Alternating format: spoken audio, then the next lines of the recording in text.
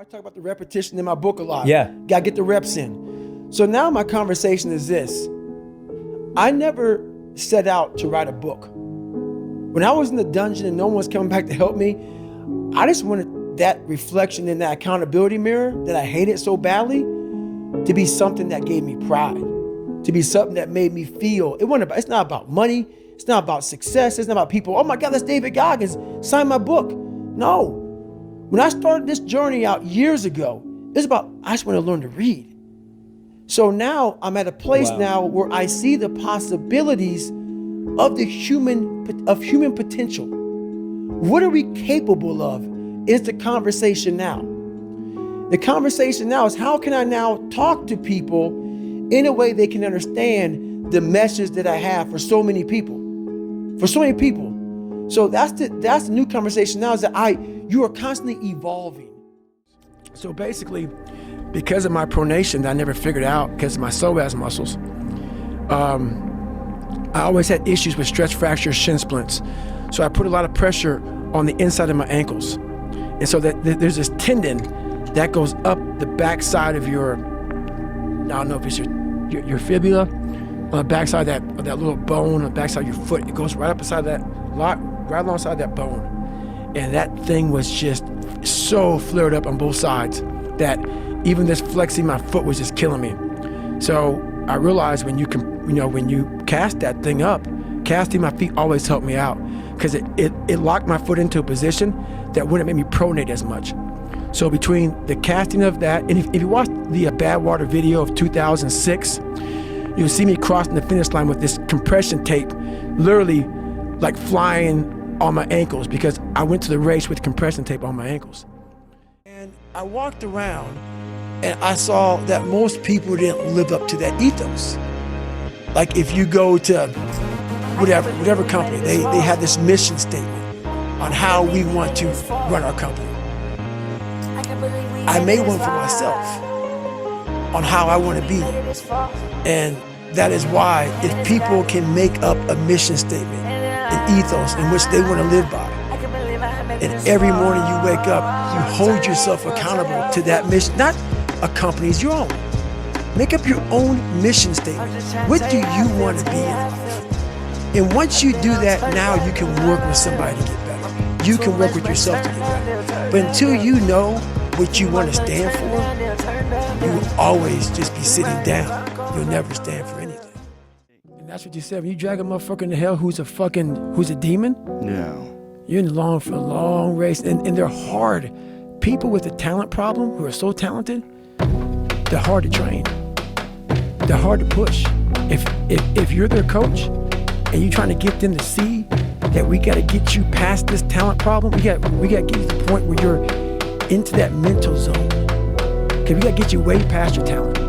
And it's hard for coaches to take these fighters or whoever past your talent. And on the other side of that is where they gain true levels. The levels beyond talent, that's where it really is.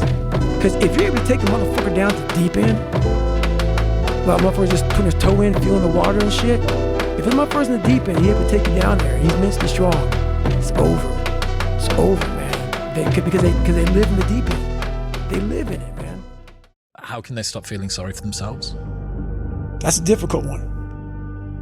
Because you have to want it. You have to want to be better. And it starts off with you have to have pride in yourself. You have to have pride in yourself. You have to have, there's something about you, whether it's your last name, whether it's just the smallest thing. You have to be proud of yourself. And if you have no pride in yourself, I can't give it to you. Because you're always going to compromise. You're always going to fold. Always. I'm very proud of myself. That's why when people said, you know way you can do better than Can't Hurt Me. Roger that. We'll fucking see. It's that pride that wakes you up. Now I'm not talking about bad pride. The attention to detail for the human being I want to do. I call this thing, like, I want to be the standard.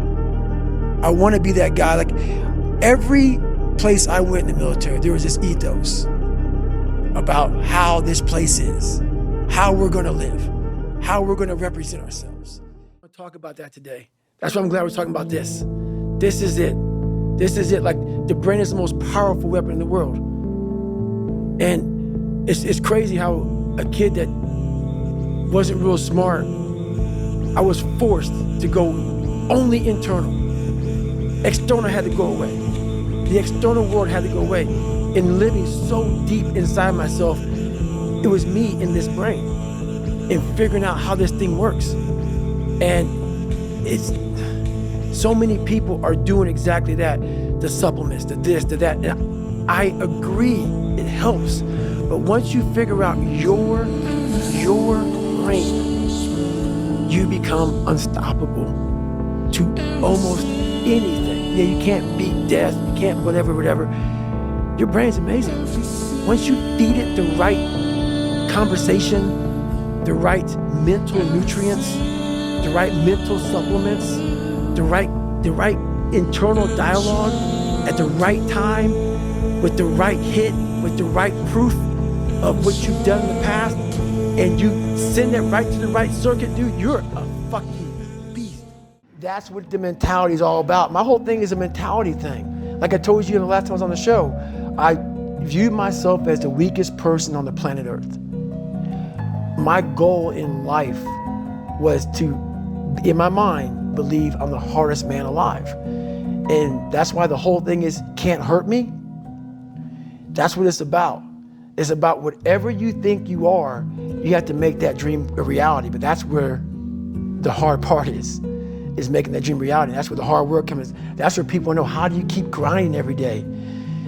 You have to make those insecurities, those fears. Like when I was 300 pounds, I didn't have any drive. I'm gonna go be a Navy SEAL. What kind of stupid shit is that, 300 pounds? There wasn't like a drive to go be a Navy SEAL. I was an insecure, lying kid, afraid.